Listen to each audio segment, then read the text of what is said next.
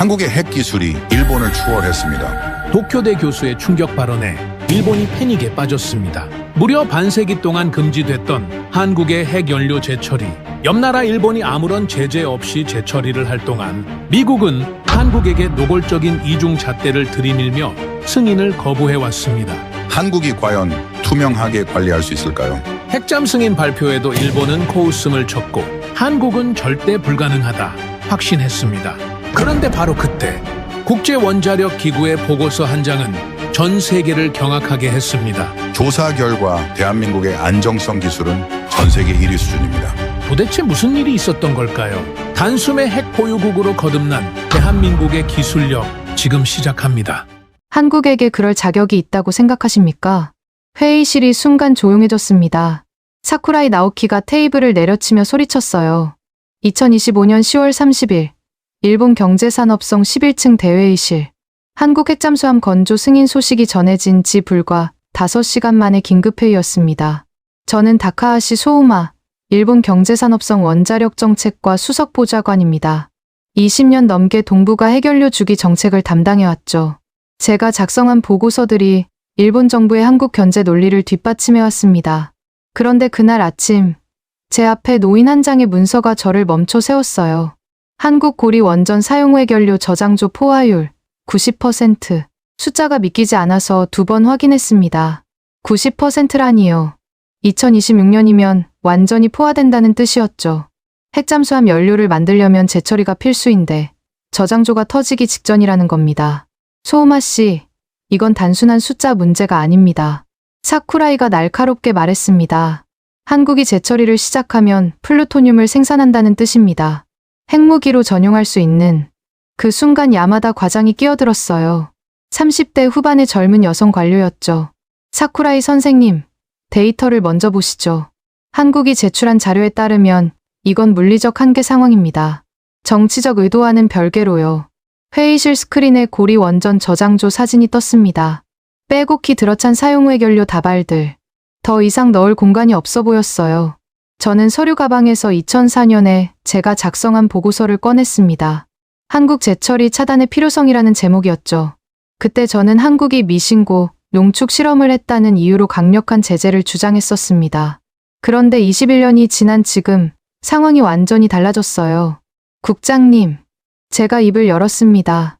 한국산업부에서 긴급 설명이 가능하다고 연락이 왔습니다. 정책국장이 고개를 끄덕였죠. 60대 중반의 노련한 관료였습니다. 들어봅시다. 하지만 소우마 씨, 당신이 직접 평가해 주시오. 한국 문제는 당신이 가장 잘 아니까. 저는 손에 든 펜을 만지작거렸습니다. 20년간 한국을 견제하는 논리를 만들어 온 제가 이제 그들의 설명을 들어야 한다니. 화상회의 화면이 켜지자 한국산업부 박지연 심의관이 나타났습니다. 40대 초반의 여성 고위공무원이었죠. 안녕하십니까. 먼저 데이터부터 보여드리겠습니다. 그녀가 공유한 화면에는 충격적인 그래프가 있었어요. 한국 전체 원전의 저장 용량 대비 사용량. 모든 원전이 80%를 넘었고 고리는 91.3%였습니다. 핵잠수함 한 척당 필요한 농축우라늄은 약 200kg입니다. 그런데 저희는 지금 사용 핵 연료를 들고 쫓아 없습니다. 사쿠라이가 비웃었어요. 그래서 재처리를 하겠다는 겁니까? 일본도 플루토늄 문제로 국제사회의 눈총을 받는데 아닙니다. 박지연이 침착하게 대답했습니다. 저희는 파이로 프로세싱을 제안하고 있습니다. 플루토늄을 따로 분리하지 않는 기술이죠. 저는 자료를 뒤적였습니다. 파이로 프로세싱. 한국이 15년째 개발 중인 건식 재처리 기술. 하지만 아직 상용화되지 않았다고 알고 있었는데 성공률이 어느 정도입니까? 제가 물었어요. 실험실 규모로는 95% 이상입니다. 미국 아르곤 국립연구소와 공동 검증도 마쳤고요. 회의실이 술렁거렸습니다. 95%라니. 그것도 미국이 검증했다고? 야마다 과장이 손을 들었어요. 박심의관님, SMR 연료 수요는 어떻게 되나요? 소형 모듈 원전 5기를 2028년까지 건설 예정입니다. 각각 연간 15톤의 연료가 필요하죠. 재처리 없이는 불가능합니다. 저는 계산기를 두드렸습니다. 5기, 연간 15톤씩, 75톤. 거기에 핵잠 연료까지. 잠시만요. 제가 끼어들었습니다. 그럼 일본의 로카쇼무라 제철이 공장과 비교하면 어떻습니까? 박지연이 잠시 멈췄다가 대답했어요. 규모는 10분의 1 수준입니다. 상업용이 아니라 연구용이니까요. 사쿠라이가 다시 테이블을 쳤습니다. 그게 문제입니다. 연구용이라는 명목으로 시작해서 사쿠라이 선생님, 야마다가 차분히 말했죠. 일본은 이미 46톤의 플루토늄을 보유하고 있습니다. 한국은 0입니다. 누가 더 위험한가요? 순간 회의실이 얼어붙었어요. 아무도 그 숫자를 입에 올리지 않으려 했는데 야마다가 대놓고 말해버린 겁니다. 46톤. 핵무기 6,000개를 만들 수 있는 양이죠. 그건 다릅니다. 사쿠라이가 목소리를 높였어요. 일본은 IAEA의 철저한 감시하에 한국도 마찬가지입니다. 박지연이 끊었습니다. 오히려 저희는 더 강화된 감시를 자발적으로 수용하겠다고 제안했습니다. 제가 서류를 뒤적이다가 한 문장에서 멈췄어요. IAEA 최신 보고서였습니다. 한국, 2004년 이후 핵물질 관련 위반 사항 없음. 21년간 단 한 건도 없었다는 겁니다. 제가 그토록 의심했던 한국이 말이죠. 박 심의관님, 제가 물었습니다. IAEA 사찰단이 상주한다는 게 사실입니까? 고리 원전에는 이미 3명이 24시간 상주합니다. 제철이 시설이 들어서면 5명으로 늘릴 예정이고요. 정책국장이 손가락으로 책상을 두드렸어요. 그의 버릇이었죠. 중요한 결정을 앞두고 소우마 씨, 현장을 직접 보고 오시오. 한국에 가서 직접 확인하란 말입니다. 서류만으론 부족하니까. 사쿠라이가 반발했습니다. 국장님, 그럴 필요가 필요합니다. 국장이 단호하게 말했어요. 우리가 20년간 한국을 막아온 논리가 맞는지 아니면 상황이 변했는지 확인해야죠. 화상회의가 종료되자 박지연이 마지막으로 말했습니다. 다카하시 수석님, 한국은 숨길 게 없습니다. 와서 직접 보십시오. 화면이 꺼졌지만 그 말이 계속 귓가에 맴돌았어요. 숨길 게 없다. 정말일까요? 야마다가 제 옆으로 왔습니다. 소우마 선배님, 이번엔 데이터로 판단하셔야 합니다. 정치가 아니라요. 무슨 뜻입니까? 선배님이 2004년에 쓰신 보고서 읽어봤습니다. 그때는 증거가 있었죠. 하지만 지금은 오히려 우리가 증거를 무시하고 있는 것 아닌가요? 저는 대답하지 못했습니다. 20년간 제가 믿어온 것들이 흔들리기 시작했으니까요. 회의실을 나오며 창밖을 봤습니다. 도쿄 시내가 한눈에 들어왔죠. 저 멀리 후지산도 보였고요. 일본은 이미 재처리를 하고 있습니다. 플루토늄도 쌓여가고 있고요. 그런데 왜 한국은 안 된다는 걸까요? 제 책상으로 돌아와 서랍을 열었습니다. 거기엔 제가 쓴 보고서들이 가득했어요. 한국 핵개발 가능성 분석, 동북아 핵도미노 시나리오, 한국 재처리 차단 전략. 그런데 문득 깨달았습니다. 이 보고서들 중 제가 한국 현장을 직접 가서 확인한 건 단 하나도 없었다는 거요. 전화가 울렸습니다. 한국 산업부였어요. 다카하시 수석님, 10월 5일 고리 원전 방문 일정을 잡아드릴까요? 그렇게 하죠. 전화를 끊고 나니 가슴이 두근거렸습니다. 두려움인지 기대인지 알 수 없었어요. 사쿠라이가 제 방으로 들어왔습니다.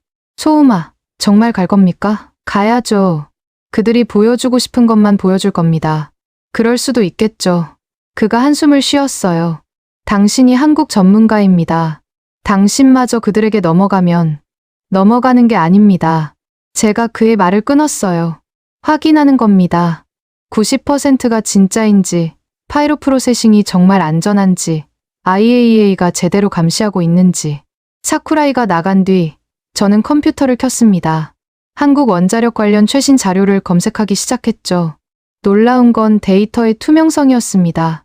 실시간 방사선 수치, 저장조 현황, 심지어 IAEA 사찰 일정까지 공개되어 있었어요. 일본은 어땠던가요? 후쿠시마 오염수 방류 때도 데이터 공개를 꺼렸는데 밤이 깊어갈수록 제 확신이 흔들렸습니다. 20년간 제가 만들어온 한국 위험론이 정말 맞는 걸까요? 아니면 우리가 과거에 갇혀 있는 걸까요? 11월 2일 두 번째 화상회의가 시작됐습니다. 박지연 심의관이 화면에 나타났을 때 그녀 뒤로 한국원자력연구원의 대형 스크린이 보였어요. 거기엔 복잡한 도표와 그래프가 가득했죠. 오늘은 구체적인 연료 수요 계획을 말씀드리겠습니다. 그녀가 첫 번째 슬라이드를 넘겼습니다. 제목이 충격적이었어요. 2026년 3월 고리 원전 운영 중단 위기. 서류를 아무리 수정해도 물리적 공간은 늘어나지 않습니다. 박지연이 담담하게 말했어요. 내년 3월이면 고리 원전은 멈춰야 합니다. 사용 후 연료를 보관할 곳이 없으니까요. 야마다 과장이 메모를 하며 물었습니다. 그럼 전력 공급은 어떻게 되나요? 부산과 울산 지역 전력의 30%가 끊깁니다. 산업단지들이 마비되겠죠. 저는 믿기지 않아서 다시 물었어요. 정말 다른 방법이 없습니까? 임시 저장시설이라든지. 이미 10년 전부터 시도했습니다. 하지만 주민 반대로 모두 무산됐죠. 이제 남은 선택은 재처리뿐입니다. 그때 화면이 바뀌며 또 다른 인물이 나타났습니다. 한국원자력연구원의 최도연 박사였어요. 핵잠수함 연료 제조 공정을 설명드리겠습니다. 그가 보여준 자료는 놀라웠습니다. 농축도 20%의 우라늄을 만드는 전 과정이 투명하게 공개되어 있었어요. 보시다시피 모든 단계에 IAEA 봉인과 감시 카메라가 설치됩니다. 실시간으로 비내 데이터가 전송되고요. 사쿠라이가 회의실 문을 박차고 들어왔습니다. 이 회의 내용 녹화하고 있습니까? 당연하죠. 제가 대답했어요. 좋습니다. 나중에 증거가 되겠군요.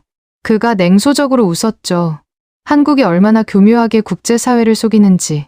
박지연이 그의 말을 들었는지 물었습니다.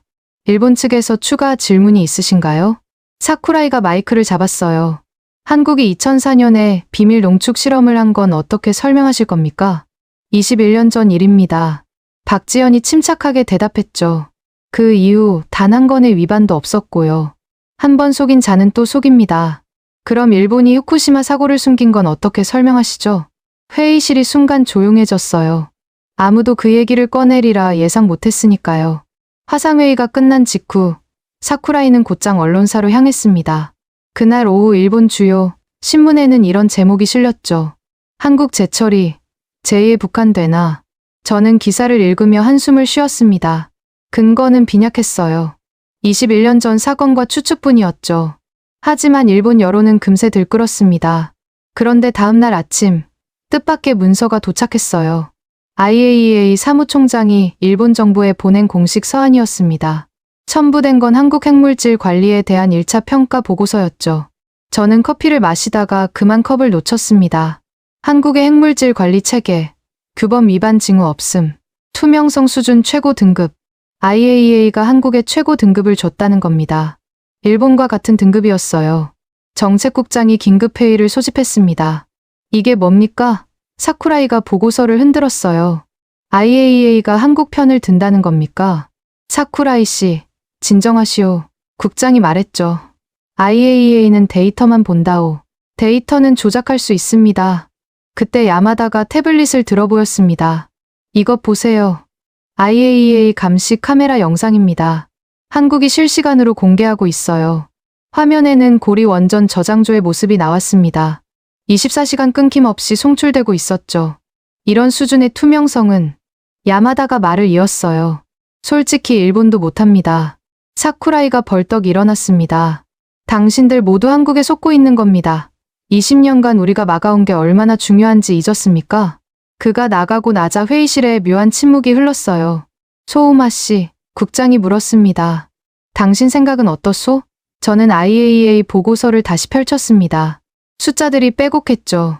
사찰 횟수, 샘플 채취량, 계량 오차 범위, 모든 지표가 한국의 투명성을 증명하고 있었습니다. 아직 판단하기 이릅니다. 하지만 속으로는 불안이 커지고 있었어요. 제가 20년간 믿어온 것과 국제기구의 공식 평가가 완전히 달랐으니까요. 그날 저녁 집으로 가는 지하철 안에서 스마트폰으로 한국 언론을 검색해봤습니다. 원전 멈추면 부산 공장 전부 멈춘다. 울산 석유화학단지 비상. 재처리 없이는 답 없다. 한국도 절박한 상황이었어요. 단순히 핵잠수함을 만들고 싶어서가 아니라 당장 전기가 끊길 위기였던 겁니다. 집에 도착하니 아내가 물었습니다. TV 봤어요? 한국이 핵무기 만든다고 난리던데. 그건 추측일 뿐이야. 당신이 항상 그래왔잖아요. 한국은 믿으면 안 된다고. 맞았습니다. 제가 그래왔죠. 그런데 이제 와서 제가 틀렸다고 말할 수 있을까요? 밤늦게 야마다에게서 메시지가 왔습니다. 선배님, 이 자료 보세요. 한국 파이로 프로세싱 국제 검증 결과입니다. 첨부 파일을 열어보니 미국, 프랑스, 러시아 전문가들이 참여한 검증 보고서였어요. 결론은 명확했습니다. 핵무기 전용 가능성 극히 낮음. 저는 책상 서랍에서 오래된 노트를 꺼냈습니다. 2004년 한국 미신고 실험 사건을 조사하며 적었던 메모들이었죠. 그때 한국 과학자가 했던 말이 적혀 있었어요. 우리도 할 수 있다는 걸 보여주고 싶었다. 자존심이었던 거죠. 일본은 되고 한국은 안 된다는 차별에 대한 반발이었어요. 그리고 21년이 지난 지금 한국은 모든 걸 투명하게 공개하며 정면 돌파를 시도하고 있었습니다. 숨기는 대신 다 보여주겠다는 전략이었죠. 다음 날 아침 충격적인 소식이 전해졌어요. 미국 국무부가 성명을 발표한 겁니다. 한국의 제한적 재처리는 비확산 체제를 해치지 않는다. 사쿠라이가 제 사무실로 뛰어들어왔습니다. 봤습니까? 미국마저 한국 편을 든다고요. 사쿠라이 씨, 이건 편들기가 아니라 소음아. 그가 소리쳤어요. 당신도 변했군요. 한국에 가보기도 전에 벌써 마음이 흔들리고 있어. 그가 나간 뒤 저는 창밖을 바라봤습니다. 맞아요. 흔들리고 있었습니다. 20년간 제가 쌓아온 확신이 하나씩 무너지고 있었어요. 한국은 위험하다. 믿으면 안 된다. 막아야 한다. 이 모든 명제들이 정말 옳은 걸까요? IAEA 보고서를 다시 읽어봤습니다. 한 문장이 유독 눈에 들어왔어요. 한국은 자발적으로 추가 의정서를 수용하고 강화된 사찰을 받아들였다. 자발적으로, 강제가 아니라 스스로 선택했다는 겁니다. 전화가 울렸어요. 박지연이었습니다. 다카하시 수석님, 고리 방문 전에 한 가지 제안이 있습니다. 뭡니까? IAEA 사찰팀이 상주하는 현장을 보시겠어요? 그들이 어떻게 24시간 감시하는지 직접 확인하실 수 있습니다. 그것까지 공개한다고요? 저희는 숨길 게 없으니까요. 전화를 끊고 나서 한참을 생각했습니다. 한국이 이렇게까지 공개적일 수 있는 이유가 뭘까요? 정말 숨길 게 없어서일까요? 아니면 더 큰 그림을 그리고 있는 걸까요? 하지만 확실한 건 이제 제가 직접 가서 봐야 한다는 거였습니다. 서류와 화상회의만으론 진실을 알 수 없으니까요. 11월 5일 새벽, 저는 김포공항으로 향하는 비행기에 올랐습니다. 옆자리에 야마다가 앉았어요. 국장이 그녀도 동행하라고 지시한 거죠. 젊은 시각이 필요하다면서요. 선배님, 긴장되시나요? 아니요, 거짓말이었습니다. 손에 땀이 날 정도로 긴장하고 있었어요. 부산 김해공항에 도착하자 박지연이 직접 마중 나와 있었습니다. 그녀 옆엔 건장한 체격의 중년 남성이 서 있었죠. 고리 원전 부지장 최도윤입니다. 악수를 나누는 그의 손이 거칠었어요. 현장에서 잔뼈가 굵은 사람의 손이었죠. 고리로 가는 차 안에서 최도윤이 먼저 입을 열었습니다. 다카하시 수석님, 솔직히 말씀드려도 될까요? 그러시죠. 우리 직원들이 매일 악몽을 꿉니다. 저장조가 넘쳐서 원전을 멈춰야 한다는 악몽이요. 창밖으로 부산 시내가 지나가고 있었어요. 고층 아파트들, 공장들, 모두 전기로 돌아가는 것들이었죠. 원전에 도착하자 먼저 보안 검색을 받았습니다. 일본 원전보다 훨씬 까다로웠어요. 금속 탐지기를 3번이나 통과했고 방사선 측정도 받았죠. 이렇게까지 합니까? 야마다가 물었어요. IAEA 요구사항입니다. 박지연이 대답했죠. 그 이상으로 하고 있고요. 중앙통제실로 들어가자 거대한 스크린들이 벽면을 가득 채우고 있었습니다. 그중 하나에는 영어로 IAEA MONITORING라고 적혀 있었어요. 그 아래 3명의 외국인이 앉아 있었습니다. IAEA 상주 사찰팀입니다. 박지연이 소개했어요. 24시간 교대 근무하죠. 팀장이라는 인도 출신 여성이 다가왔습니다. 나디아 알리라고 자신을 소개했어요. 일본에서 오셨다고요? 저희 감시 시스템 보시겠어요? 그녀가 보여준 화면에는 숫자들이 실시간으로 바뀌고 있었습니다. 방사선 수치, 온도, 압력, 연료봉 위치. 이 데이터가 전부 빈으로 실시간 전송됩니다. 1초의 지연도 없이요. 조작하려고 해도 즉시 발각되죠. 저는 로그 기록을 요청했습니다. 지난 한 달치였어요. 단 한 건의 이상 신호도 없었습니다. 너무 깨끗해서 오히려 의심스러울 정도였죠. 저장조를 직접 보고 싶습니다. 최도윤이 앞장섰어요. 엘리베이터를 타고 지하로 내려가는데 압박감이 느껴졌습니다. 방호복을 입고 여러 개의 차 폐문을 통과하자 마침내 저장조가 나타났어요. 숨이 멎을 뻔했습니다. 축구장만한 공간의 파란빛 물속 수천 개의 사용 후 해결료 다발이 빼곡히 들어차 있었어요. 정말로 더 넣을 공간이 보이지 않았습니다. 91.7%입니다. 최도윤이 말했어요. 지난주보다 0.2% 올랐죠. 야마다가 가이거 개수기를 확인했습니다. 방사선 수치는 정상이네요. 차폐가 잘 되어 있으니까요. 하지만 최도윤이 한숨을 쉬었어요. 내년 3월이면 더 이상 넣을 곳이 없습니다. 확장은 안 됩니까? 제가 물었어요. 그가 저를 다른 곳으로 안내했습니다. 건물 밖으로 나가자 바로 절벽이었어요.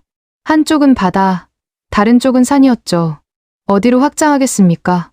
바다를 메울 순 없고 산을 깎으면 주민들이 난리 날 겁니다. 물리적으로 불가능했어요. 정말로 더 이상 확장할 수 없는 구조였습니다. 다시 건물 안으로 들어가자 박지연이 서류 뭉치를 건넸습니다. 지난 10년간 임시 저장시설 추진 시도입니다. 전부 실패했죠. 12번. 12번이나 시도했는데 모두 주민 반대로 무산됐다고 적혀 있었어요. 그래서 재처리만이 유일한 해법이라는 겁니까? 제가 물었습니다. 아니면 원전을 멈추든지요. 최도윤이 답했어요. 그럼 부산 경제가 무너집니다. 오후에는 주민 간담회가 예정되어 있었습니다. 원전 인근 주민 대표들과의 만남이었죠. 회의실에 들어서자 10여 명의 주민들이 앉아 있었어요. 대부분 50대 이상이었습니다. 한 어부가 먼저 말문을 열었어요. 일본 분들이 오셨다니 한 말씀 드리죠. 우리도 재처리 싫습니다. 무섭거든요. 분위기가 싸늘해졌습니다. 하지만 그가 이어갔어요. 원전 멈추면 우리 마을도 끝입니다. 일자리가 다 거기서 나오거든요. 다른 주민이 덧붙였습니다. 후쿠시마 같은 사고만 안 나면 됩니다. 그래서 감시를 더 철저히 해달라고 요구하고 있어요. 한 여성이 손을 들었어요. IAEA 분들이 상주한다니 그나마 안심이 됩니다. 우리 정부만 믿으라고 하면 불안한데 국제기구를 자국 정부보다 더 신뢰한다는 말에 저는 놀랐습니다. 일본에서는 상상할 수 없는 일이었죠. 간담회가 끝난 후 IAEA 사찰팀 사무실로 갔습니다. 나디아가 감시 절차를 상세히 설명해줬어요. 매일 무작위로 연료봉 스캔을 합니다. AI가 이상 패턴을 감지하면 즉시 정밀 조사에 들어가죠. 그녀가 보여준 장비들은 최첨단이었습니다. 일본 원전에서도 본 적 없는 것들이었어요. 한국이 이 장비를 모두 제공했습니까? 자발적으로요. 투명성을 증명하고 싶다면서요. 저녁 무렵 저장소를 다시 방문했습니다. 교대 시간이라 새로운 작업자들이 연료봉을 점검하고 있었어요. 한 젊은 엔지니어가 다가왔습니다. 저희가 이렇게 투명하게 공개하는 이유를 아십니까? 뭡니까? 숨기면 더 의심받으니까요. 차라리 다 보여주고 당당하게 인정받는 게 낫습니다. 그의 말이 가슴에 박혔어요.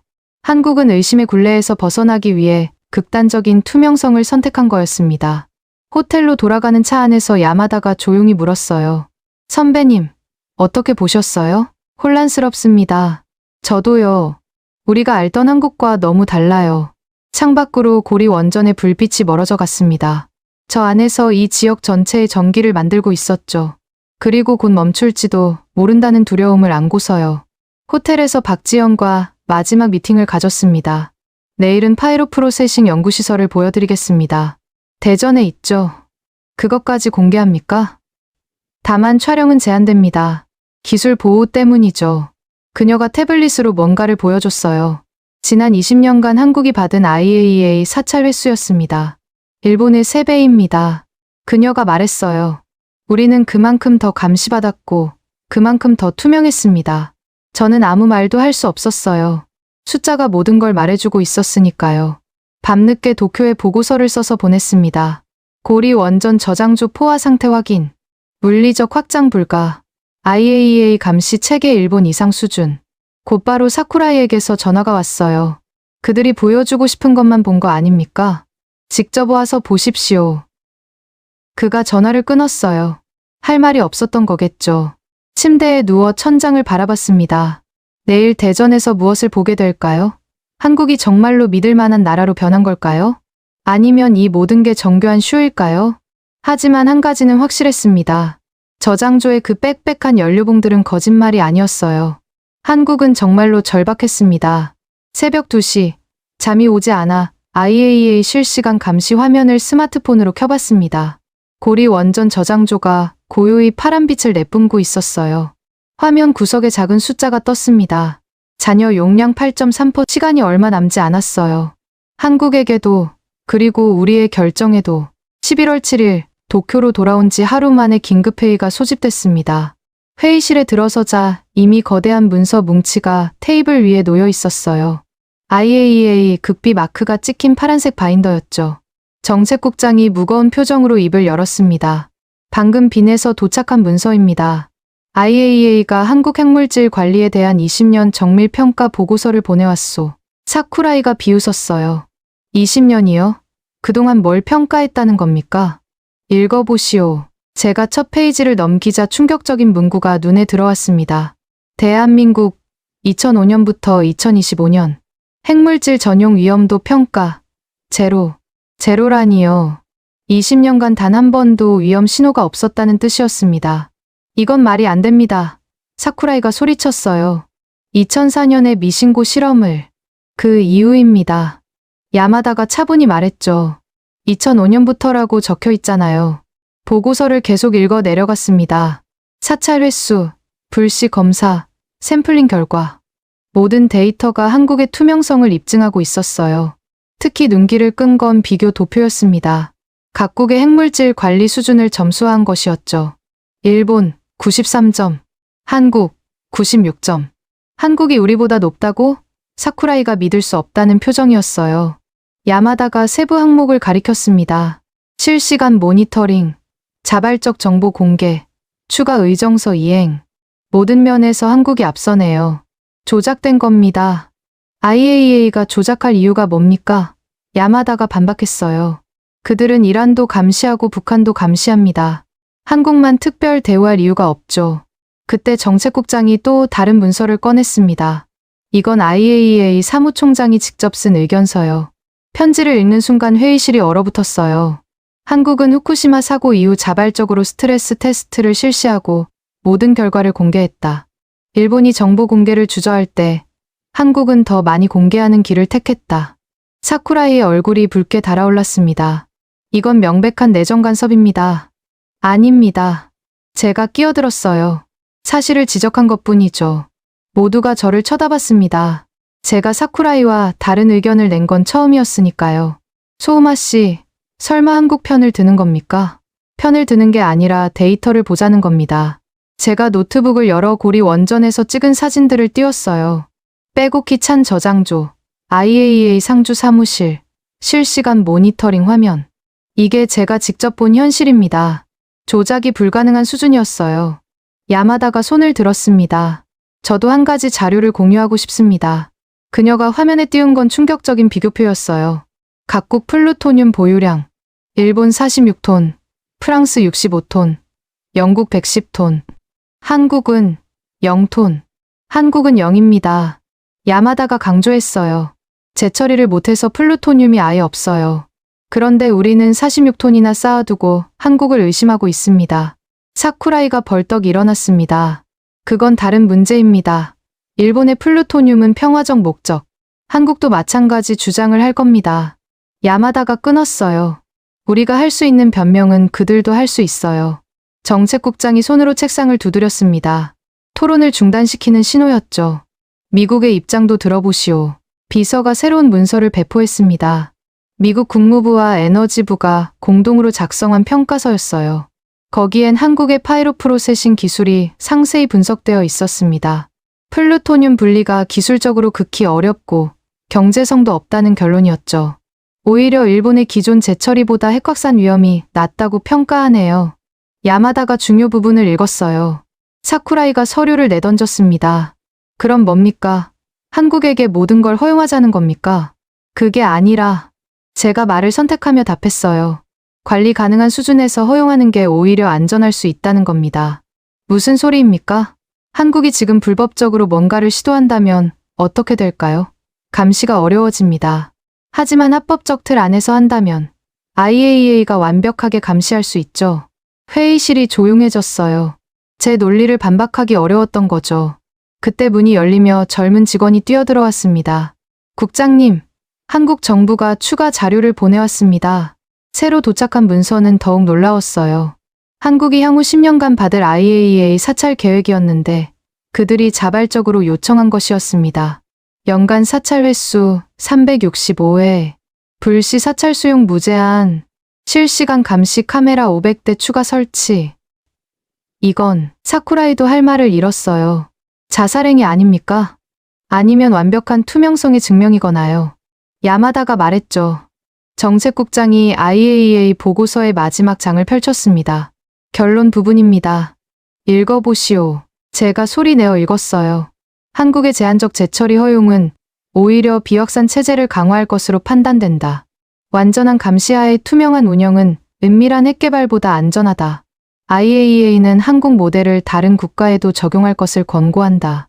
한국 모델이라니 IAEA가 한국을 모범 사례로 제시한 거였습니다. 사쿠라이가 마지막 저항을 시도했어요. 2004년을 잊었습니까? 그들은 거짓말을 했습니다.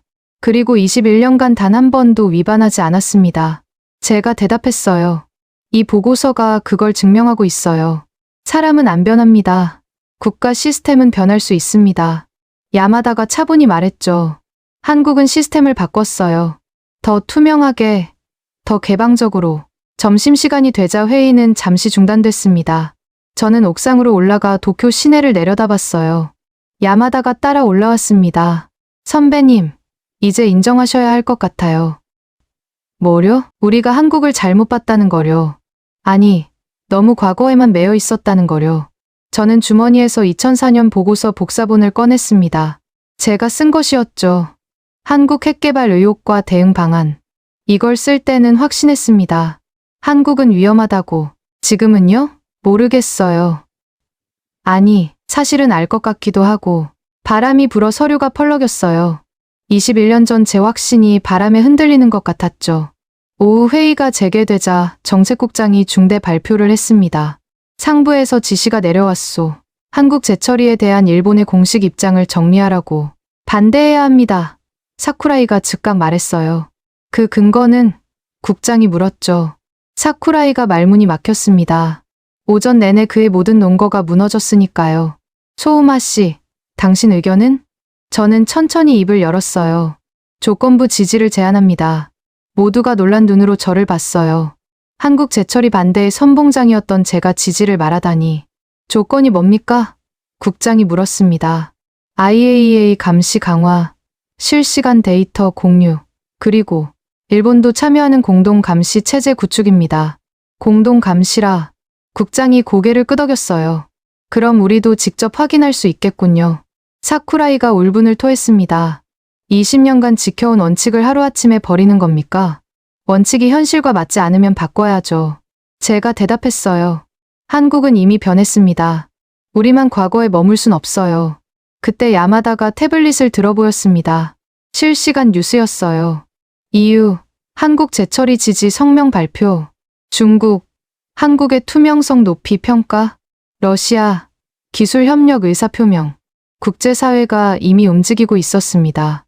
일본만 뒤처지고 있었죠. 국장이 결심한 듯 말했습니다. 소우마 씨, 보고서를 다시 쓰시오. 이번엔 지지하는 쪽으로. 회의가 끝나고 사쿠라이가 제게 다가왔어요. 후회할 겁니다. 한국은 절대 믿을 수 없어요. 그럴 수도 있습니다. 하지만 저는 IAEA 보고서를 들어보였죠. 이 데이터를 무시할 순 없어요. 그가 씁쓸하게 웃으며 떠났습니다. 저녁, 저는 사무실에 남아 새 보고서를 쓰기 시작했어요. 제목은 이렇게 정했습니다. 한국 제한적 재처리 허용의 전략적 가치, 투명성, 기반 비확산 체제 강화. 21년 만에 제 입장이 완전히 바뀐 거였죠. 하지만 이게 맞다는 확신이 들었습니다. 밤 10시, 박지연에게서 메시지가 왔어요. 감사합니다. 진실을 봐주셔서. 저는 답장을 보냈습니다. 아직 끝난 게 아닙니다. 지켜볼 겁니다. 하지만 속으로는 알고 있었어요. 한국은 이미 증명했다고. 투명함으로 의심을 이기는 법을 보여줬다고. 11월 11일 오전, 미국 대사관에서 긴급 연락이 왔습니다. 에너지부 특별팀이 일본 정부에 전달할 문서가 있습니다. 극비 사항이니 직접 오셔야 합니다. 제가 도착하자 미국 측 담당자가 봉인된 서류 가방을 건넸어요. 빨간색 극비 문서, 도장이 선명했죠. 워싱턴에서 직접 보낸 겁니다. 한국 핵기술에 대한 종합평가서예요. 경제산업성으로 돌아와 정책국장실에서 봉인을 뜹니다. 첫 페이지를 넘기자 제목이 눈에 들어왔어요. 한국 해결료 주기 기술 검증 보고서, 미국 에너지부. 그 아래 요약문이 있었습니다. 파이로 프로세싱 위험 관리 가능, SMR 연료 제조 신뢰성 높음, 핵잠수함 연료 농축 전용 가능성 극히 낮음. 저는 안경을 벗었다가 다시 썼습니다. 제대로 본 게 맞나 싶어서요. 이게 무슨... 사쿠라이가 말을 잃었어요. 야마다가 세부 내용을 읽어 내려갔습니다. 파이로 프로세싱 플루토늄 분리율 0.03%. 이건 거의 불가능한 수준이네요. 그럼 핵무기로 전용할 수 없다는 거잖아요. 제가 덧붙였죠. 보고서는 계속됐습니다. 미국 아이다호 국립연구소에서 3년간 한국 연구진과 공동 실험을 했고 632회의 시뮬레이션을 거쳤다고 적혀 있었어요. 632회. 정책국장이 중얼거렸습니다. 이 정도면 거의 모든 경우의 수를 다 테스트한 거 아닙니까? 그때 화상회의 요청이 들어왔어요. 미국 에너지부 기술검증팀이었습니다.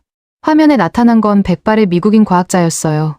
로버트 밀러 박사, MIT 원자력공학과 명예교수라고 자신을 소개했죠. 일본 정부에 직접 설명드리고 싶었습니다. 그가 말했어요. 한국의 기술이 왜 안전한지를. 그가 화면을 공유하자 복잡한 도표가 나타났습니다. 각국의 재처리 기술을 비교한 것이었죠. 보시다시피 한국의 파이로 프로세싱은 기존 PUR 방식과 완전히 다릅니다. 플루토늄을 따로 분리할 수가 없어요. 하지만 이론적으로는 가능하지 않습니까? 사쿠라이가 날카롭게 물었어요. 이론적으로는 종이 비행기로 달에 갈 수도 있죠. 밀러 박사가 웃었습니다. 하지만 현실적으로는 불가능합니다. 그가 다음 슬라이드를 넘겼어요. 한국 SMR 기술 평가였습니다. 한국의 소형 모듈 원전 연료 농축도는 4.95%입니다. 핵무기엔 90% 이상이 필요하죠. 기술적으로 전혀 다른 영역입니다. 야마다가 손을 들었어요. 그럼 한국이 농축시설을 확대하면 어떻게 되나요? 좋은 질문입니다. 밀러 박사가 고개를 끄덕였죠. 한국은 농축시설에 미국산 원심 분리기를 사용합니다. 우리가 실시간으로 모니터링하죠. 비정상 작동하면 즉시 정지됩니다. 충격적인 정보였어요. 한국이 미국의 직접 감시를 받아들였다는 뜻이었으니까요. 박지연이 화면에 합류했습니다. 추가로 말씀드리면 저희는 투명성 패키지를 준비했습니다. 그녀가 보여준 문서는 놀라웠어요. 한국 핵 투명성 이니셔티브, IAEA 상주 인원 5명에서 10명으로 증원, 불시 사찰 횟수 제한 철폐, 모든 데이터 실시간 국제 공유, 원격 감시 시스템 전면 개방. 이건 주권을 포기하는 수준 아닙니까? 제가 물었어요. 주권보다 신뢰가 더 중요합니다. 박지연이 답했죠. 숨기지 않는다는 걸 극단적으로 증명하는 방법이에요. 사쿠라이가 비웃었습니다. 쇼입니다. 국제사회를 속이려는. 쇼라면 이렇게까지 할까요? 박지연이 화면에 새로운 자료를 띄웠어요. 실시간 영상이었습니다. 한국원자력연구원 지하시설이었죠. 금고 같은 문이 열리자 그 안에 원심 분리기들이 돌아가고 있었어요. 지금 이 순간에도 IAEA와 미국이 동시에 보고 있습니다. 365일 24시간 생중계죠. 밀러 박사가 다시 끼어들었어요. 제가 40년간 핵기술을 연구했습니다. 이런 수준의 개방성은 본 적이 없어요. 한국은 정말로 모든 걸 걸었습니다. 그가 마지막 자료를 보여줬습니다. 핵잠수함 연료에 관한 부분이었죠. 핵잠 한 척당 필요한 농축 우라늄은 200kg, 연간 생산 예정량은 250kg, 딱 필요한 만큼만 만든다는 거죠. 여유분이 무기로 전용될 수 있지 않습니까? 사쿠라이가 물었어요. 50kg으로 핵무기를 만들 순 없습니다. 최소 25kg이 필요하고 그것도 농축도를 90% 이상으로 올려야 해요. 불가능하죠. 수치들이 명확했습니다. 한국은 정확히 필요한 만큼만, 그것도 무기 전용이 불가능한 수준으로만 생산하겠다는 거였어요. 화상회의가 끝난 후 정책국장이 저를 따로 불렀습니다. 소우마 씨, 당신이 2007년에 쓴 보고서 기억하오? 한국 핵무장 시나리오 분석이요. 그때 당신은 한국이 3년 내 핵무기를 만들 수 있다고 했소. 저는 고개를 숙였어요. 제가 틀렸습니다. 아니, 그때는 맞았을 수도 있소. 하지만 지금은 완전히 다른 나라가 됐습니다. 국장이 창밖을 바라봤어요. 우리도 변해야 하는 건 아닐까? 오후에 또 다른 충격적인 소식이 전해졌습니다. 한국이 일본에 특별 제안을 했다는 거였어요. 박지연이 보낸 공식 서한이었습니다. 한일 핵 투명성 파트너십 제안. 내용은 이랬어요. 한국과 일본이 서로의 핵시설을 상호 사찰하자는 것. 일본이 한국 재처리 시설을 감시하는 대신 한국도 일본 로카쇼무라를 감시할 권한을 갖는다는 제안이었죠. 이건 도발입니다. 사쿠라이가 격분했어요. 일본을 한국과 같은 수준으로 취급하다니. 아닙니다. 야마다가 차분히 말했죠. 이건 상호 신뢰를 쌓자는 제안이에요. 저는 제안서를 자세히 읽어봤습니다. 한국이 먼저 문을 열겠다고 했어요. 일본 전문가들이 언제든 방문할 수 있고 모든 데이터에 접근할 수 있다는 내용이었죠. 이 정도면 제가 말했어요. 거의 자기 목을 내미는 수준입니다. 그만큼 자신 있다는 거겠죠. 야마다가 덧붙였어요. 그때 미국 대사관에서 추가 연락이 왔습니다. 백악관이 한국 제안을 지지한다고 합니다. 동북아 핵 투명성 증진에 도움이 될 거라고요. 사쿠라이가 주먹을 쥐었어요. 미국마저. 모두가 한국 편인 겁니까? 편이 아니라 합리적 판단입니다. 제가 대답했죠. 저는 지난 20년간 제가 쓴 보고서들을 떠올렸습니다. 한국을 견제하고, 의심하고, 막으려 했던 논리들. 그것들이 모두 무너지고 있었어요. 저녁 무렵, 저는 혼자 옥상에 올라갔습니다. 석양이 도쿄를 붉게 물들이고 있었죠. 전화가 울렸어요. 아내였습니다. 뉴스 봤어요. 한국이 엄청난 제안을 했다면서요? 당신 어떻게 할 거예요? 평생 한국을 막으려 했잖아요. 이제는 함께 가는 방법을 찾아야 할 것 같아요. 전화를 끊고 나니 묘한 해방감이 들었습니다. 20년간 저를 짓누르던 무거운 짐을 내려놓은 기분이었죠. 밤 9시, 정책국장이 전 직원을 소집했습니다. 내일 총리실에 최종 보고서를 올립니다. 한국 재처리에 대한 일본의 입장을요. 반대해야 합니다. 사쿠라이가 마지막으로 외쳤어요. 투표하겠습니다. 국장이 말했죠. 찬성하는 사람? 야마다가 먼저 손을 들었습니다. 그리고 젊은 직원들이 하나둘 손을 들기 시작했어요. 저도 천천히 손을 들었습니다. 소우마, 사쿠라이가 배신감 어린 눈으로 저를 봤어요. 미안합니다. 제가 말했죠. 하지만 데이터가 말해주고 있어요. 한국은 변했다고. 최종 집계, 찬성 12명, 반대 3명. 압도적이었습니다. 국장이 고개를 끄덕였어요. 결정됐군요. 일본은 한국의 제한적 재처리를 지지합니다. 역사적인 순간이었어요. 일본이 한국의 핵주권을 인정한 거였으니까요. 사쿠라이가 쓸쓸히 회의실을 나갔습니다. 그의 시대가 끝났다는 걸 그도 알았겠죠. 자정 무렵, 저는 새 보고서의 마지막 문장을 적었습니다. 한국은 숨기지 않기 위해 모든 것을 공개했다. 이것이 진정한 비확산의 길이다. 그리고 깨달았어요. 제가 충격을 받은 건 한국의 기술력 때문이 아니었다는 걸. 그들이 보여준 용기와 투명성 때문이었다는 걸. 한국은 의심의 굴레를 깨기 위해 자신의 모든 것을 내보였습니다. 그리고 그것이 가장 강력한 무기가 되었죠. 11월 12일 아침, 저는 일본 원자력위원회 자료실에 혼자 앉아 있었습니다. 앞에 놓인 2개의 파일. 하나는 일본의 플루토늄 재고 현황, 다른 하나는 한국의 20년 핵물질 관리 기록이었죠. 숫자를 다시 확인했습니다. 일본 플루토늄 보유량 46톤. 손가락이 떨렸어요. 이 숫자를 제대로 본 게 얼마만인지.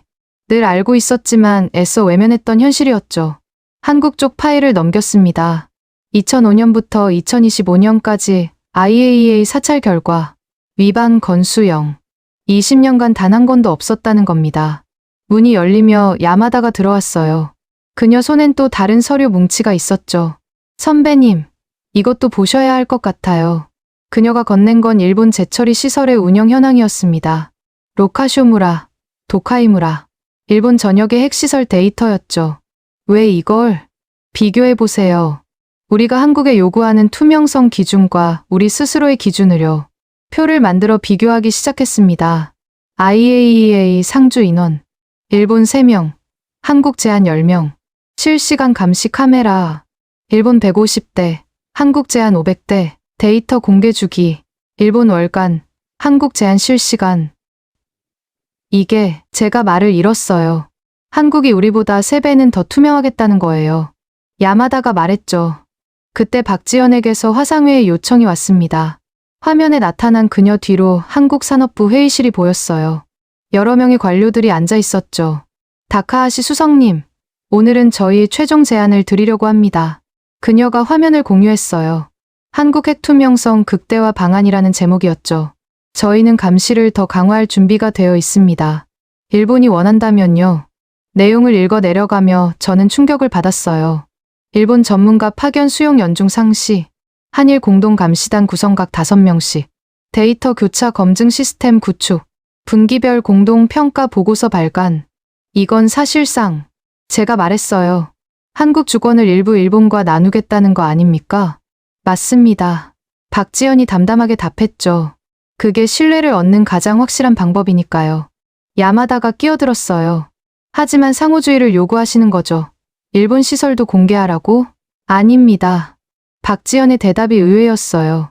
일본이 원하지 않으면 일방적으로라도 합니다. 회의실이 조용해졌어요. 한국이 일방적으로 문을 열겠다는 거였으니까요. 화상회의가 끝난 후 저는 정책국장실로 향했습니다. 국장실엔 이미 고위 관료들이 모여 있었어요. 그중엔 사쿠라이도 있었죠. 타이밍이 좋군요. 소우마 씨, 국장이 말했어요.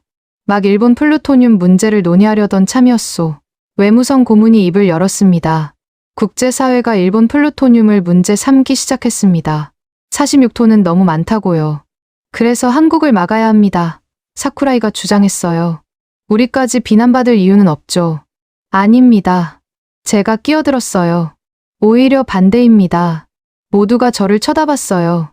한국의 투명한 재처리를 지지하면서 우리도 플루토늄 관리를 개선한다고 하면 국제사회의 신뢰를 모두 얻을 수 있습니다. 무슨 소리요? 사쿠라이가 눈을 부릅떴어요. 저는 노트북을 열어 직접 만든 분석 자료를 보여줬습니다. 보세요. 일본이 46톤의 플루토늄을 갖고도 국제사회가 용인하는 이유가 뭡니까? 투명성과 평화 이용 원칙 때문이죠. 그래서요? 한국도 같은 원칙을 따르면 됩니다. 아니, 더 철저하게 따르겠다고 하잖아요. 그럼 막을 명분이 없어집니다. 국장이 턱을 괴었어요. 계속 말해보시오. 더 중요한 건 저는 심호흡을 했죠. 봉쇄보다 관리가 안전하다는 겁니다. 그게 무슨 의미요? 외무성 고문이 물었어요. 한국이 지금 불법적으로 뭔가 시도한다면 어떻게 될까요? 우리가 알 수 있을까요? 침묵이 흘렀어요. 하지만 합법적 틀 안에서 한다면 IAEA가, 미국이, 심지어 우리까지 직접 감시할 수 있습니다. 어느 쪽이 더 안전할까요? 사쿠라이가 반박하려 했지만 논리를 찾지 못했어요. 야마다가 보충 설명을 했습니다. 이스라엘을 보세요. NPT 밖에서 핵무기를 만들었죠. 반면 한국은 NPT 안에서 투명하게 하겠다는 겁니다. 국장이 말했어요. 소우마 씨는 한국 방식이 오히려 비확산에 도움이 된다고 보는 거요? 제가 단호하게 답했죠. 관리된 개방이 은밀한 개발보다 100배 안전합니다. 그때 비서가 들어와 긴급 전문을 전달했어요. 베이징에서 온 것이었죠. 중국, 한국 재처리 지지 공식 발표, 투명성 모델 높이 평가, 중국까지. 사쿠라이가 주먹을 쥐었어요. 이어서 또 다른 소식이 전해졌습니다. 프랑스 아레바, 한국과 파이로 프로세싱 기술 협력 의향, 영국, 한국 모델 자국 적용 검토, 국제사회가 한국 편에 서고 있었어요. 아니, 정확히는 투명성 편에 서고 있었죠. 저는 일어서서 칠판에 도표를 그렸습니다. 이걸 보세요. 비확산 체제의 진화입니다.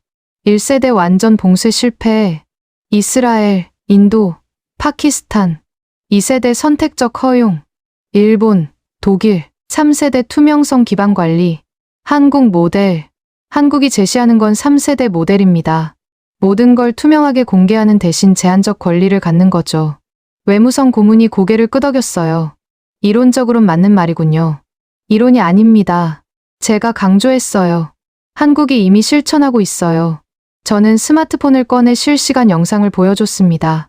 한국원자력연구원의 IAEA 감시 카메라 영상이었죠.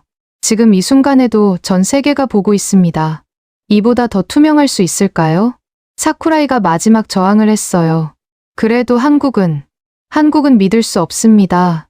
왜요? 제가 물었어요. 구체적인 이유가 있습니까? 2004년, 21년 전 일입니다. 그 이후 단 한 건도 없었고요. 미래는 알 수 없지 않습니까? 그래서 감시하는 거죠. 제가 답했어요. 철저하게, 투명하게. 국장이 손을 들어 토론을 멈췄습니다. 소음아 씨, 당신이 20년간 주장해온 것과 정반대 아니오? 저는 솔직히 인정했어요. 제가 틀렸습니다. 왜 생각이 바뀐 거요? 저는 테이블 위의 서류들을 가리켰습니다. 데이터가 말해주고 있으니까요. 그리고 한국이 보여준 용기에 감동받았습니다. 모든 걸 투명하게 공개하는 건 엄청난 용기가 필요한 일이니까요. 회의실이 조용해졌어요. 국장이 천천히 입을 열었습니다. 내일 총리께 보고하겠소. 일본은 한국의 제한적 재처리를 지지한다고. 국장님, 사쿠라이가 벌떡 일어났어요. 사쿠라이 씨, 시대가 변했소. 국장이 차분히 말했죠. 우리도 변해야 해요. 회의가 끝난 후 저는 옥상으로 올라갔습니다. 도쿄의 야경이 반짝이고 있었죠. 야마다가 따라 올라왔어요. 선배님, 후회하지 않으세요? 뭐려? 20년간 쌓아온 논리를 하루아침에 뒤집은 거요. 저는 웃었습니다. 오히려 홀가분해요. 진실을 인정하니까요. 진실이라. 한국은 변했어요.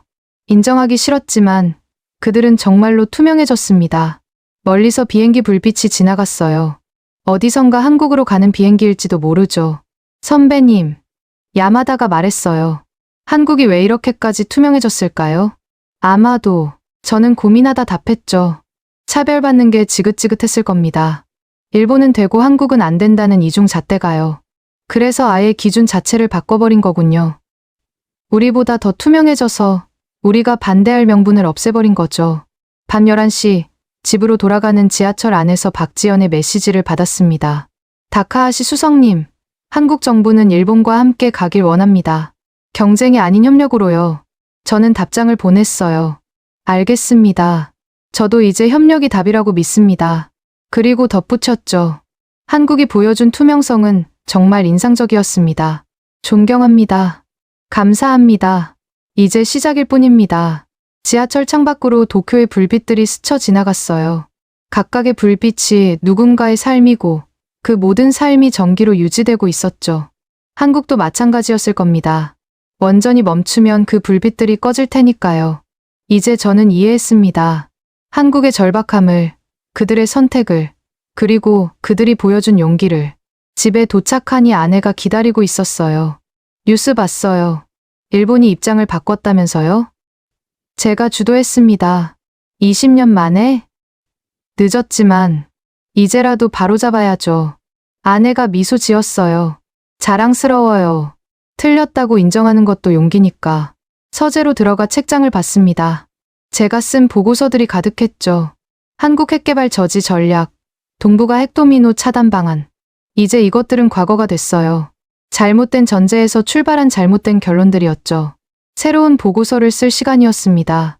제목은 이미 정했어요. 투명성과 협력, 새로운 비확산 체제의 미래. 11월 14일 오전 10시, 빈 IAEA 본부 대강당. 저는 일본 정부 대표단의 일원으로 그곳에 앉아 있었습니다. 한국 재처리 정책에 대한 IAEA 공식 브리핑이 예정되어 있었죠. 강당엔 이미 각국 대표들이 가득했어요. 미국, 프랑스, 영국, 독일, 그리고 맨 앞줄엔 한국 대표단이 앉아 있었습니다. 박지연도 보였고 그녀 옆엔 백발이 성성한 노학자들이 여럿 있었어요. 나디아 알리 사찰팀장이 연단에 올랐습니다. 오늘은 비확산 체제의 새로운 이정표가 될 발표를 하게 되어 영광입니다. 스크린에 첫 슬라이드가 떴어요. 한국 투명성 모델 비확산의 모범 사례라는 제목이었죠. 순간 한국 대표단 쪽에서 작은 숨소리가 들렸습니다. 한 노교수가 안경을 벗고 눈을 비비고 있었어요. 지난 20년간 한국은 전례 없는 수준의 투명성을 보여줬습니다. 나디아가 계속했죠. 오늘 IAEA는 공식적으로 한국 모델을 국제 모범 사례로 인정합니다. 강당이 술렁거렸어요. 공식 인정이라니. IAEA가 한국가를 이렇게 명시적으로 칭찬하는 건 극히 이례적이었으니까요. 다음 슬라이드가 넘어갔습니다. 숫자들이 빼곡했죠. 한국은 자발적으로 사찰 주기를 7일에서 3일로 단축했습니다. 전 세계 최단 주기죠. 야마다가 제게 속삭였어요. 3일마다라니. 거의 상주하는 수준이네요. 공개 항목도 획기적으로 늘렸습니다. 나디아가 이어갔어요. 기존 83개 항목에서 241개로 거의 3배입니다. 그녀가 다음 데이터를 보여줬을 때 저도 놀랐어요. 감시 모듈은 기존 12개에서 48개로 확장됩니다. 시설 구석구석을 실시간으로 감시하는 거죠. 한 미국 대표가 손을 들었어요. 그 정도면 거의 주권을 포기하는 수준 아닙니까? 한국은 그렇게 생각하지 않습니다. 나디아가 답했죠. 그들은 신뢰가 주권보다 중요하다고 말합니다. 그때 한국 대표단의 노 교수 한 명이 일어섰어요. 떨리는 목소리로 말했습니다. 저는 2004년 사건에 연루됐던 김종수입니다. 강당이 순간 조용해졌어요. 그 사건의 당사자가 직접 나선 거였죠. 20년간 저는 죄인처럼 살았습니다. 한국 핵과학계 전체가 의심받았죠. 하지만 오늘 그의 목소리가 떨렸어요. 오늘 우리가 모범 사례로 인정받았습니다. 20년의 노력이 헛되지 않았어요. 눈물을 흘리는 그를 보며 강당 여기저기서 박수가 터져 나왔습니다. 처음엔 몇 명이었지만 곧 전체로 퍼졌어요. 저도 모르게 박수를 치고 있었습니다. 그의 20년을 이해할 수 있었으니까요. 의심받고 감시받고 그럼에도 묵묵히 투명성을 지켜온 세월을. 박수가 잦아들자 나디아가 다시 말을 이었어요. 한국은 실수를 인정하고 시스템을 바꾸고 20년간 단 한 번의 위반도 없었습니다. 이것이야말로 진정한 모범입니다. 프랑스 대표가 손을 들었어요. 한국 모델을 다른 나라에도 적용할 수 있을까요? 그게 우리의 목표입니다. 나디아가 답했죠. 한국이 증명한 건 투명성이 최고의 안전장치라는 겁니다. 휴식 시간에 저는 한국 대표단 쪽으로 갔어요. 김종수 교수가 동료들에게 둘러싸여 있었죠. 김 교수님, 제가 다가가자 그가 고개를 들었어요. 축하드립니다. 일본 분이시군요. 그가 쓴웃음을 지었어요. 20년간 우리를 가장 의심했던. 죄송합니다. 제가 고개를 숙였어요. 제가 틀렸습니다. 그가 놀란 듯 저를 봤어요. 일본 관료가 사과하는 건 드문 일이었으니까요. 저도 20년간 한국을 막으려 했습니다. 하지만 이제 알았어요. 여러분이 옳았다는 걸. 김 교수의 눈가가 붉어졌어요. 고맙습니다. 그 한마디가 20년의 서름을 녹여주네요. 브리핑이 재개되자 나디아는 더 충격적인 발표를 했습니다. IAEA는 한국 모델을 공식 가이드라인으로 채택할 예정입니다. K2명성 프로토콜이라고 명명했죠. K2명성이라니 한국을 대표하는 K가 붙은 국제 프로토콜이 만들어진 거였어요. 독일 대표가 말했습니다. 우리도 K 프로토콜 도입을 검토하겠습니다. 프랑스도 마찬가지입니다.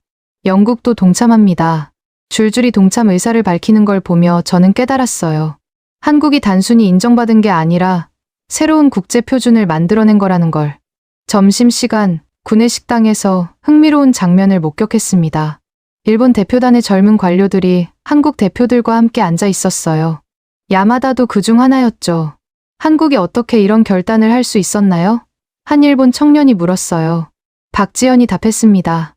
별 수 없었어요. 의심의 굴레를 깨려면 극단적 선택이 필요했죠. 하지만 주권이 뭡니까? 그녀가 반문했어요. 숨기고 의심받는 것보다 공개하고 신뢰받는 게 진짜 주권 아닐까요? 젊은 일본 관료들이 고개를 끄덕였어요. 그들의 눈빛이 달라지고 있었죠. 의심에서 이해로, 경계에서 존경으로. 오후 세션에서 각국의 반응이 이어졌습니다. 러시아 대표가 말했어요. 한국이 보여준 투명성은 구소련도 못했던 수준입니다. 인상적이군요. 중국 대표도 거들었죠. 우리도 한국에게 배울 점이 많습니다. 순간 저는 이상한 감정을 느꼈어요. 자부심이었죠. 한국에 대한 자부심이라니 말도 안 되는 일이었지만, 아니, 정확히는 아시아에 대한 자부심이었을지도 몰라요.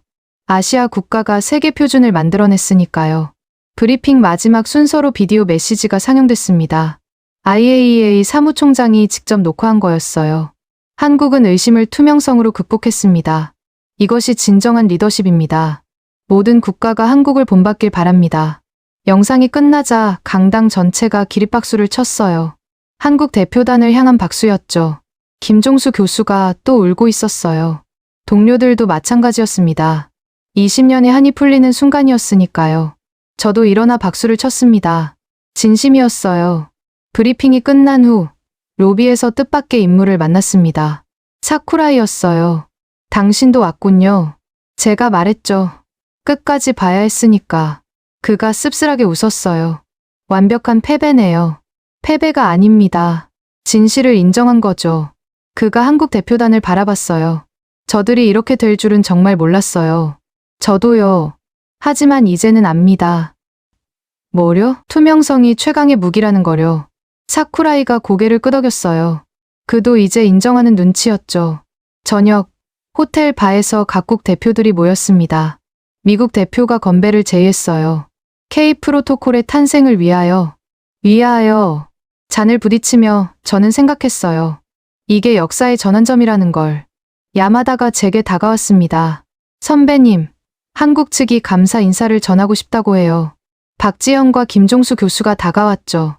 다카하시 수석님, 박지현이 말했어요. 일본의 지지가 없었다면 오늘은 불가능했을 겁니다. 저희가 늦게 깨달은 거죠. 제가 답했어요. 김 교수가 손을 내밀었습니다. 이제 미래를 함께 만들어가면 됩니다.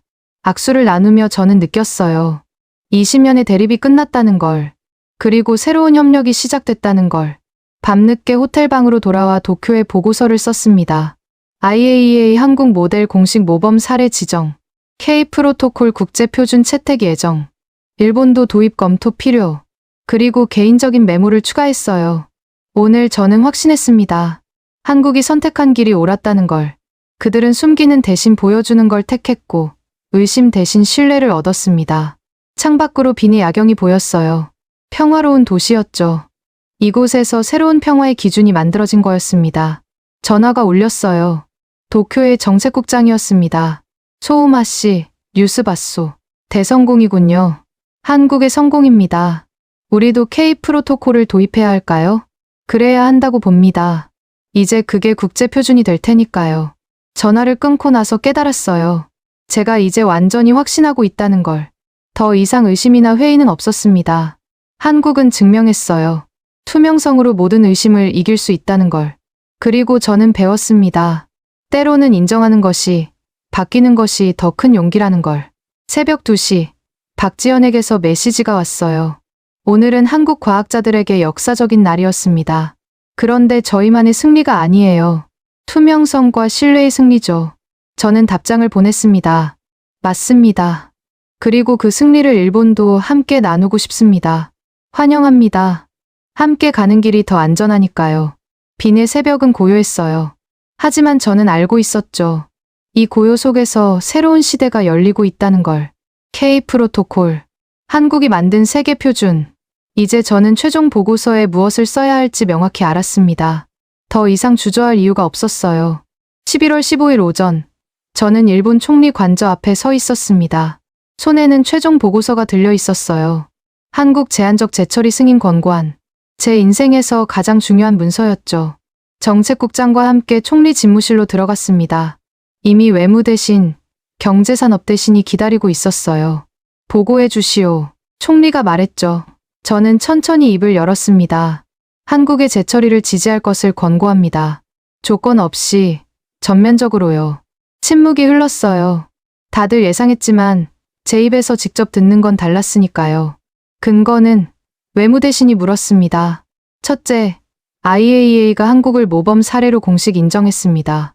둘째, 미국과 EU가 이미 지지를 표명했고요. 셋째, 저는 잠시 멈췄다가 말했어요. 한국이 보여준 투명성은 비확산 체제를 더 강화할 겁니다. 총리가 서류를 넘겨봤어요. 소우마 씨, 당신이 2004년에 쓴 보고서와 정반대 결론이군요.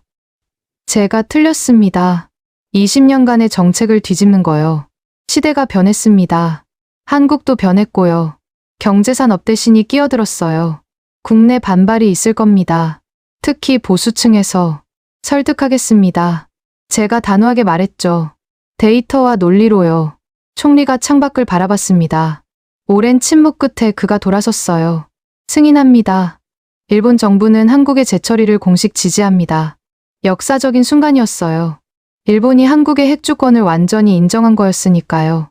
관절을 나오며 정책국장이 제 어깨를 두드렸습니다. 고생했소, 소우마 씨. 쉽지 않은 결정이었을 텐데. 아닙니다. 오히려 마음이 편합니다. 그날 오후 3시, 일본 정부의 공식 성명이 발표됐어요. 일본은 한국의 투명한 해결료 주기 정책을 전면 지지한다. 양국은 상호 신뢰를 바탕으로 새로운 협력 시대를 열 것이다. 발표 직후 박지연에게서 전화가 왔습니다. 다카하시 수석님, 정말 감사합니다. 당연한 일을 한 겁니다. 당연하지 않아요. 20년의 편견을 깨는 건 엄청난 용기가 필요한 일이죠. 그녀의 목소리가 떨렸어요. 감동한 것 같았죠. 한국 정부는 일본과의 협력을 최우선으로 하겠습니다. 약속드려요. 전화를 끊고 사무실로 돌아왔을 때 뜻밖의 방문객이 기다리고 있었어요. 김종수 교수였습니다. 어제 빈에서 봤는데 벌써 도쿄에 온 거였죠. 급히 와서 죄송합니다. 꼭 드릴 말씀이 있어서. 앉으세요. 그가 낡은 노트 한 권을 꺼냈어요. 2004년 사건 이후 제가 쓴 일기입니다. 매일 썼죠. 언젠가는 진실이 밝혀질 거라 믿으며. 노트를 펼치자 빼곡한 글씨들이 보였어요. 오늘도 일본이 우리를 비난했다. 하지만 포기하지 않겠다. 투명하게, 정직하게, 언젠가는 인정받을 때까지. 20년간 이 신념 하나로 버텼습니다. 김 교수가 말했어요. 그리고 오늘 일본이 우리를 인정해줬죠. 그의 눈에 눈물이 맺혔습니다. 감사합니다. 진심으로 이제야 과거를 내려놓을 수 있을 것 같아요. 저도 목이 메었어요. 그의 20년이 얼마나 힘들었을지 이제야 실감했으니까요. 저녁, 저는 서재에 앉아 있었습니다. 앞에는 2개의 보고서가 놓여 있었어요. 2004년에 쓴 한국 재처리 차단의 필요성과 오늘 제출한 한국 재처리 승인 권고안. 정반대의 결론. 하지만 둘 다 제가 쓴 거였죠. 무엇이 변했을까요? 한국이 변했고, 시대가 변했고, 무엇보다 제가 변했습니다. 과거의 저는 의심과 두려움에 갇혀 있었어요. 하지만 이제는 데이터와 사실을 봅니다. 회고록을 쓰기 시작했습니다. 한국에게 그럴 자격이 있다고 생각하십니까? 2025년 10월 30일 사쿠라이가 던진 질문이었죠. 그때 저는 대답하지 못했습니다. 하지만 이제는 답할 수 있어요. 네, 있습니다. 그들은 20년간 그 자격을 증명했으니까요. 계속 써 내려갔습니다. 한국은 숨기지 않기 위해 더 많이 열었다. 의심받지 않기 위해 극단적으로 투명해졌다. 그것이 그들이 선택한 길이었고 결국 옳은 길이었다. 나는 20년간 한국을 막으려 했다. 그들을 의심하고 견제하고 억압했다. 하지만 그들은 나의 의심을 투명성으로 녹여냈다. 이제 나는 안다. 진정한 안전은 봉쇄가 아니라 관리에서 온다는 것을. 숨기는 것보다 보여주는 것이 더 안전하다는 것을. 밤 10시 야마다에게서 메시지가 왔어요. 선배님, 한국 언론이 난리예요. 일본의 지지를 역사적 화해라고 하네요. 과장이군요. 아니에요. 정말 역사적인 일 맞아요. 선배님이 만든 역사죠. 저는 창밖을 바라봤습니다. 도쿄의 불빛들이 평화롭게 빛나고 있었어요. 문득 한국도 같은 하늘 아래 있다는 생각이 들었습니다. 부산도, 울산도, 고리 원전도 전화가 울렸어요. 아내였습니다. 뉴스 봤어요. 일본이 한국을 지지한다고. 당신이 주도한 거죠? 자랑스러워요. 과거를 인정하고 미래로 나아가는 것. 그게 진짜 용기니까. 전화를 끊고 다시 회고록을 썼습니다. 마지막 문장이었어요. 한국은 숨기지 않기 위해 더 열었고 나는 그것을 뒤늦게 배웠다. 때로는 열어 보이는 것이 가장 강력한 방어라는 것을. 그리고 신뢰는 의심이 아닌 투명성에서 온다는 것을. 펜을 내려놓고 일어섰어요. 서재 벽에는 제가 받은 상패들이 걸려 있었습니다. 대부분 한국을 견제한 공로를 인정받은 것들이었죠. 이제 그것들이 부끄러웠어요. 하지만 버리지는 않을 겁니다. 제가 걸어온 길이니까요. 잘못된 길이었지만 그것도 제 역사니까요. 마지막으로 박지연에게 메시지를 보냈습니다. 한국의 투명성이 저를 변화시켰습니다. 감사합니다. 곧 답장이 왔어요. 아닙니다. 다카하시 수석님의 용기가 한일 관계를 바꾼 겁니다. 우리가 감사해야죠. 휴대폰을 내려놓고 창가에 섰습니다. 이제 모든 게 끝났어요. 아니, 새로운 시작이었죠. 한국과 일본이 함께 가는 길. 의심이 아닌 신뢰로, 봉쇄가 아닌 협력으로. 그 길을 제가 열었다는 자부심이 들었습니다. 늦었지만 이제라도 열어서 다행이라고. 한국을 응원하신다면, 한국 최고, 한국은 아직 멀었다면, 한국 분발, 여러분들의 소중한 의견을 댓글로 적어주시면 감사드리겠습니다. 영상이 재밌으셨다면 구독과 좋아요 한 번씩 부탁드리겠습니다. 지금까지 감동유나였습니다.